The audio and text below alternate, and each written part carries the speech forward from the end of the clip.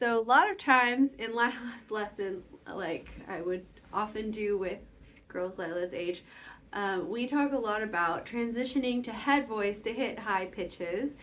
But Lylah has done so great mastering that transition up into her upper register that now we need to kind of talk about how do you get out of the upper register or head voice if you need to hit a low note, because using your head voice to hit like a B4, which is what we're trying to hit in this song, is not going to work out. Lilah's getting a little bit of sort of sound on those low notes, and we want to sound with a lot more oomph than that when it's a low pitch. So this is a little exercise you can practice to help develop the power that can come from the chest voice, no matter which part of your range you're singing in, no matter which register you're in.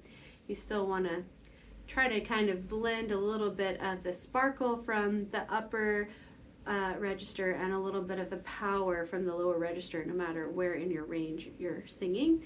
So we can pretend to be a cow. That's the point of the video, pretend to be a cow. So we're like, oh, oh.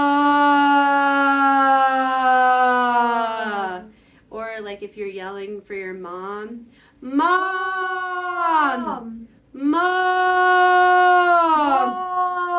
And I kind of can feel like vibrating in the front part of my face. Can you feel that at all? Mom! Yeah, a little bit. Good.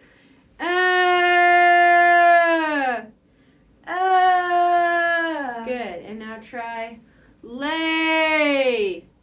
Lay. Die.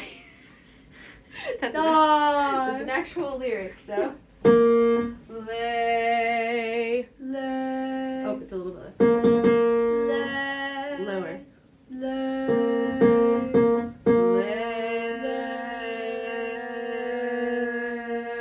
There it is. So add a little vibrato to what you're just. Oh, too high. Lower. Lower.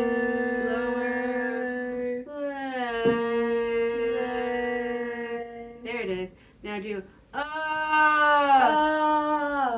lay. Good. So basically, if you go or mom, try it again.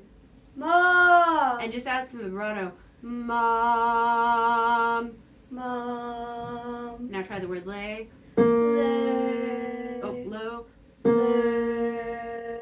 Or da. Da. Die. Die. So we can get that full, strong chest voicey sound, but with all the power, we don't sound too heavy or like that tight hitting the ceiling sort of sound. Does that make sense? Yeah. Yeah, that sounded great.